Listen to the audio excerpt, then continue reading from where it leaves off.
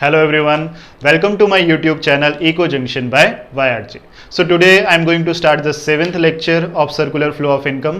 इससे पहले 6 टॉपिक इस चैप्टर के कवर हो चुके हैं और 6 वीडियोस इस चैनल पे अपलोड हो चुकी हैं.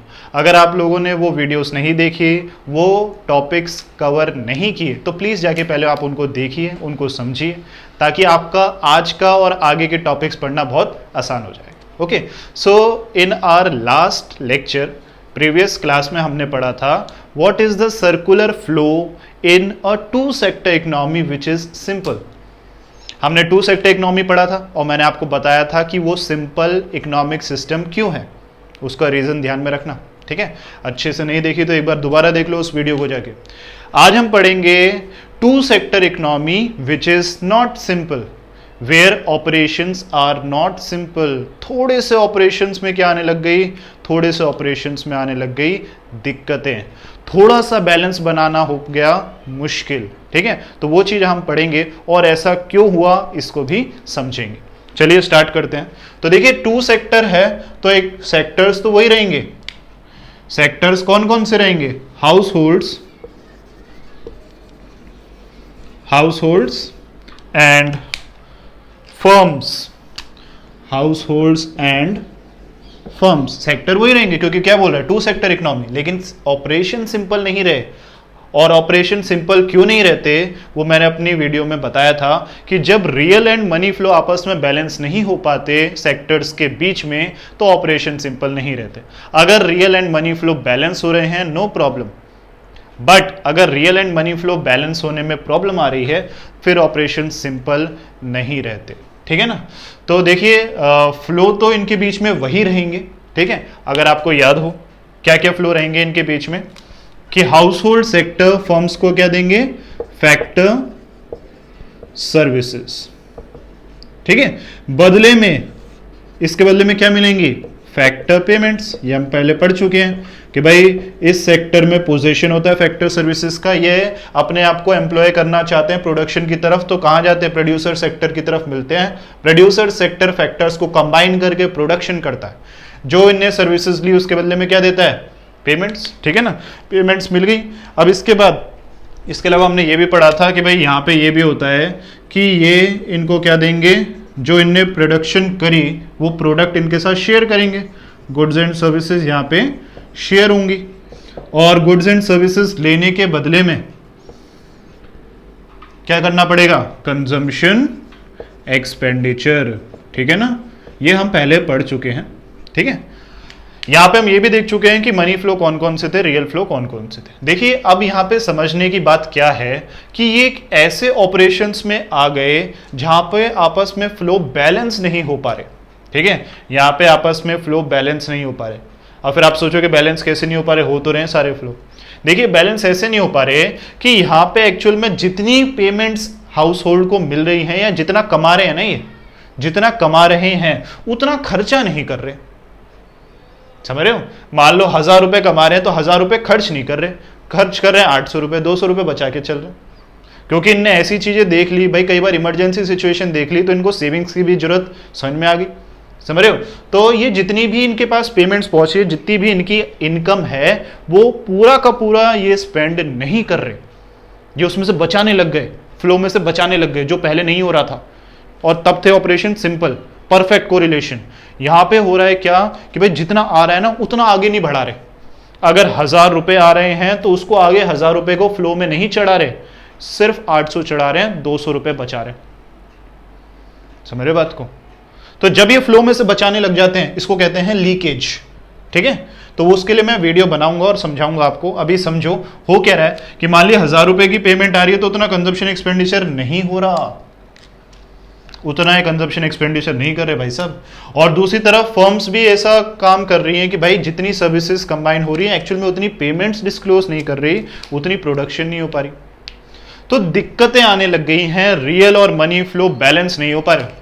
क्या होने लग गई हैं, दिक्कतें आने लग गई, रियल और मनी फ्लो बैलेंस नहीं हो पा रहे. तो अब जब रियल और मनी फ्लो बैलेंस नहीं हो पा रहे, पर्टिकुलरली मनी फ्लो के ऊपर ध्यान रखना, तो फिर मनी के फ्लो को बैलेंस करने के लिए, पर्टिकुलरली मनी के फ्लो को बैलेंस करने के लिए हमको जरूरत पड़ती है इनकी फाइनेंशियल इंटरमीडियरी। तो इन दोनों सेक्टर के बीच में बैलेंस बैठाने के लिए आ गए कौन? Financial intermediary. यहां लिख रहा हूं मैं FI। ठीक है, तो देखिए हुआ क्या, जितना ये पेमेंट्स इनको मिल रही थी, जितनी इनकी कमाई थी, तो यहां पे क्या करने लग गए थे? सेविंग्स। क्या करने लग गए थे? सेविंग्स। और जिनको इतनी पैसे की जरूरत थी या फिर उनके पास इतना पैसा नहीं पहुंचे, तो उसके जरिए ये क्या करने लग गए थे? बोरो। समझ रहे हो? इनने तो अपना पैसा क्या किया? सेव। और उनने उसको क्या किया? बोरो। और ये बोथ वेज वर्क करता है। मान लीजिए अगर हाउस होल्ड सेक्टर को भी कंजप्शन एक्सपेंडिचर की जरूरत है ना, कई बार हमको अपनी जरूरत पूरी करने के लिए क्रेडिट चाहिए होता है, तो वो यहां से ले सकते हैं, बोरो कर सकते हैं। और इनके पास भी अगर मान लीजिए सरप्लस हो गया, जितना मान लीजिए कंजप्शन एक्सपेंडिचर ज्यादा है, पेमेंट्स बहुत कम कर रहे हैं, ऐसे ही तो होता है, प्रोड्यूसर सेक्टर कमा ज्यादा रहा है, पेमेंट्स कम कर रहा है, तो ये भी अपनी सेविंग्स को यहां पे चैनलाइज कर सकते हैं। इस इंटरमीडियरी ने बीच में आके किया क्या? इसने बीच में आके उसी पैसे को दोनों सेक्टर्स के बीच में सर्कुलेट किया। इसने अपनी एडिशनल सर्विस दी, लेकिन उतने ही मनी को दोनों सेक्टर्स के बीच में चैनलाइज किया। और दोनों की जो जरूरतें एक दूसरे पूरी नहीं कर पा रहे थे, ये दोनों एक दूसरे की जरूरत डायरेक्टली पूरी नहीं कर पा रहे थे, वो इस इंटरमीडियरी ने जुड़ के इनडायरेक्टली पूरी करी। एक्चुअल में होता क्या है भाई, मनी तो वही है, सेक्टर में से ही तो पैसा निकला है। अब वो सेक्टर दूसरे सेक्टर को डायरेक्टली नहीं दे रहा, तो भाई एक नई बैंकिंग सर्विस करने लग जाओ, एक फाइनेंशियल इंटरमीडियरी बीच में आ गया। और इस इंटरमीडियरी ने इस गैप को पूरा किया, जहां पे सरप्लस फंड्स होते हैं वहां से डेफिसिट तक पहुंचाए, जहां पे नीड थी वहां तक पहुंचाया, ऑब्वियसली उस मनी को सर्कुलेशन में रखा। तो देखिए ये हुआ इस पर्टिकुलरली इकोनॉमिक सिस्टम में। यहां पे फाइनेंशियल इंटरमीडियरीज आ गए, कोई नया सेक्टर नहीं जुड़ा, एक नया सेक्टर नहीं जुड़ा, क्योंकि ऑपरेशंस इतने ज्यादा कॉम्प्लेक्स नहीं हुए थे, अभी भी ऑपरेशन सिंपल थे। बस ये हो रहा था कि मनी का फ्लो बैलेंस नहीं हो पा रहा था, तो मनी के फ्लो को बैलेंस करने के लिए फाइनेंशियल इंटरमीडियरी आ गए। और ये जब भी आएंगे तो क्या होगा? एक्चुअल में मनी के फ्लो को ही बैलेंस करेंगे। अब अगर मैं यहां इन चारों की बात करूं, दो ही हैं basically, household to financial intermediary, financial intermediary to households, firm to financial intermediary, financial intermediary to firms. आप देख रहे हैं चार फ्लो, और ये चारों फ्लो किस तरीके के हैं? रियल फ्लो है, मनी फ्लो है, बोरोइंग्स सेविंग्स, बोरोइंग्स सेविंग्स, चारों हैं रियल फ्लो, नहीं मनी फ्लो। रियल फ्लो है क्या? गुड्स एंड सर्विस थोड़ी जा रही है, मनी या मनी का इक्विवेलेंट जा रहा है, बोरोइंग्स भी पैसे में, सेविंग्स भी पैसे में, तो ये चारों हैं मनी के फ्लो। और ये क्यों हुआ? क्योंकि यहां पे फैक्टर पेमेंट्स और कंजम्पशन एक्सपेंडिचर इक्वल नहीं था।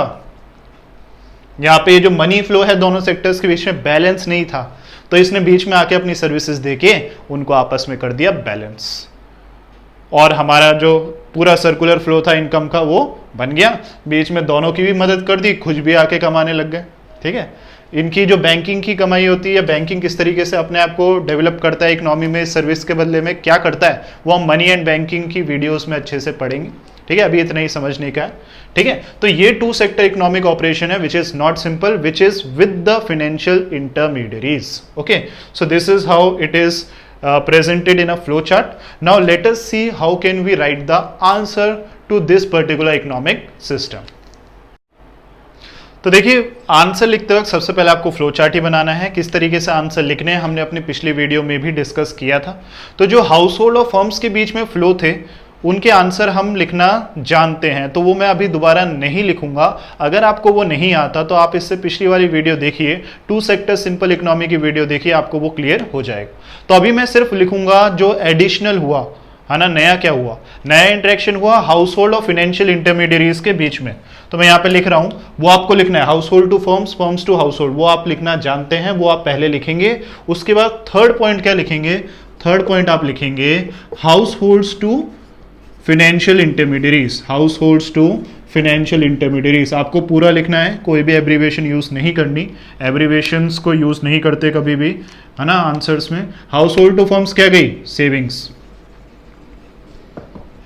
ठीक है, फिर हम बात करें कि financial intermediaries to household क्या गया? क्या गया? बोरोइंग्स। ठीक है। इसके अलावा firms to financial intermediaries, firms to financial intermediaries क्या गया?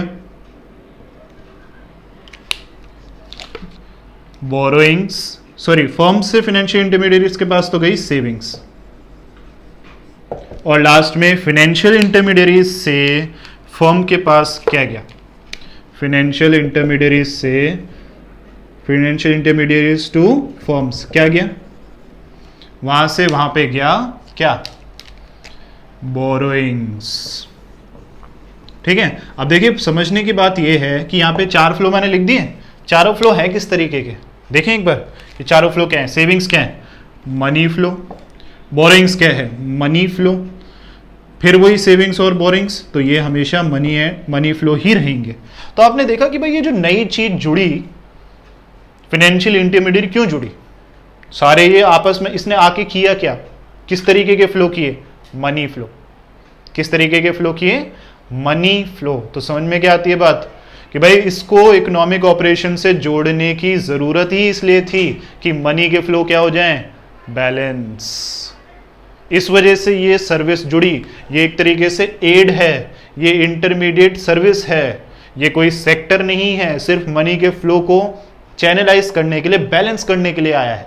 ठीक है। तो अगर इकोनॉमिक ऑपरेशन सिंपल ना हो, आपस में सेक्टर एक दूसरे के मनी फ्लो को बैलेंस ना कर पाए, तो फिर जरूरत हो जाती है किसकी? एक फाइनेंशियल इंटरमीडियरी की।